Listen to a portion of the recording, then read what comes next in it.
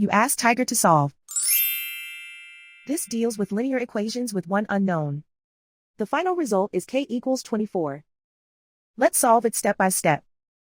Group all constants on the right side of the equation. Add 3 to both sides. Simplify the arithmetic.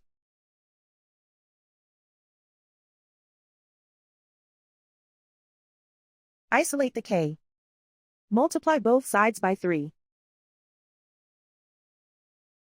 Group like terms. Multiply the coefficients. Simplify the fraction. Simplify the arithmetic. And so the final result is k equals 24.